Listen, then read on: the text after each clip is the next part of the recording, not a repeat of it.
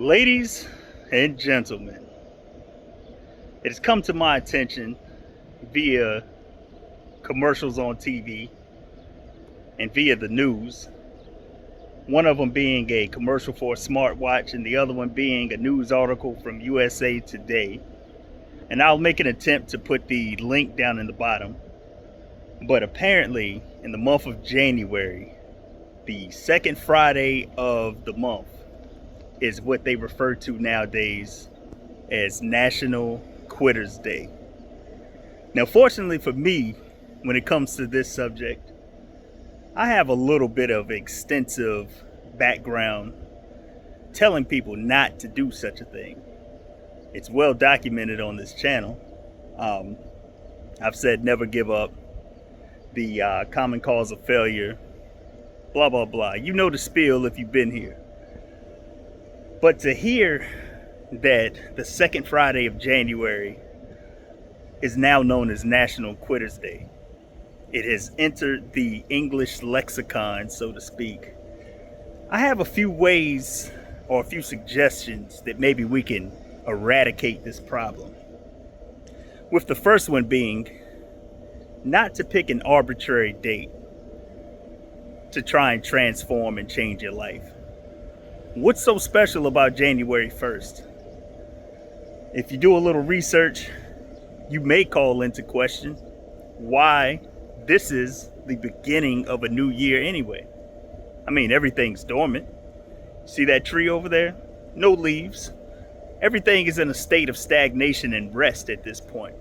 The bears are hibernating. You don't see any bees. There's no snakes because they know, based on the code that's been put in their nature, not to be out trying to do a bunch of activity, physical activity, in the wintertime.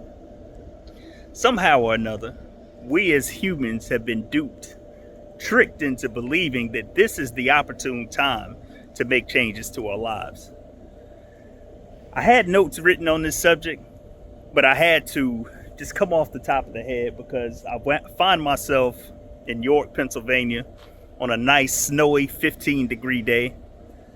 And it begs the question, on a day like today, do you feel like actually getting up and running in the morning as a way for you to lose weight? In my opinion, that whole idea would be completely outrageous. But yet, someone has convinced us that it's a good idea. It's the wintertime. Many of us, because of the limited sunlight, we're dealing with seasonal depression. I know I struggle with this personally. So now is not the time for me to make drastic changes to my eating habits. Many of us go to work, we get together with our co-workers, and we eat like King George IV. And all of a sudden on January 1st, in the middle, dead center, in the middle of the time for seasonal depression, we decide that now would be a good time to carry a brown paper bag with celery, carrots, maybe a little ranch dressing if you're feeling a little saucy, and tuna fish and crackers for our lunch while we sit at a desk doing the jobs that we already hate. To me, the deck is stacked against us at this time. Now would be the time to do more or less like the animal kingdom. The ones that I know of, for instance, as I mentioned earlier, there's bears, there's snake. They're not out here trying to do a whole bunch of stuff right now. You don't see any bees out here right now. There's no flowers blooming, none of that stuff. So as a human being with a mind of your own, why do you subscribe to this insanity of trying to make drastic changes at the most inopportune time you can imagine? Why don't you take this time to plan in great detail, that is, what your life is going to look like or the action steps that you're going to take to achieve your goals? And 9 times out of 10, your goals fall into one of 3 categories. You either want to exercise more, which is being more active. It's hard to do that when the gyms are crowded and it's 15 degrees outside. You want to eat less, which is hard to do when your body is craving carbs and comfort food to help you deal with the harsh weather, winter. And you probably want to save money, which again is hard to do when you're making a change to your life by trying to exercise in cold weather. So I know you had to buy new shoes, new gear, the whole 9 yards. And so, in my opinion, the way I see it when I analyze the situation, you've already set yourself behind the 8 ball, as they say in pool. You're not Mike Tyson getting ready to train to fight Buster Douglas, running along the Hudson River or wherever he was, trying to get ready for a fight. Don King doesn't have a check ready for you as long as you show up on February 2nd in the best shape of your life. So just take a chill pill. It's hard to hop off the couch after you've been binge watching Squid Games or whatever you've been doing for the last quarter and try and get out and exercise in a way that you haven't done in many years for many of us. Some of us were former athletes. Some of us are former military personnel. But many of us with the burdens of life have lived a much more sedentary life, and trying to get out and run a mile would be almost like committing self-deletion. I think it's time we rethink these things and take this National Quitters Day idea and not make it so common and accepted.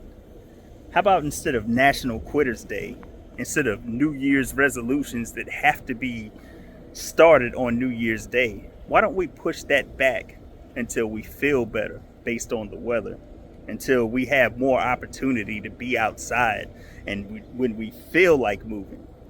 Take this time right now in the winter, if you can, and just be grateful and be happy that you have a roof over your head and you're not out here in the cold. And my heart goes out to those of you who are in that situation. But for those of you who have a nice warm apartment, a nice warm house, unless you've got to chop wood for the fire, sit down with a scratch piece of paper. Go to Michael's or Hobby Lobby or wherever your favorite craft store is, Walmart even, Target. Buy you a nice journal, and just plan what your life is going to look like when the conditions are more advantageous. I'm tired of seeing you quit out here. So for me right now on this video, I want you to think of me as the riding instructor and think of yourself as the child who just got thrown off the horse. That is, if you have participated in Quitters Day, National Quitters Day.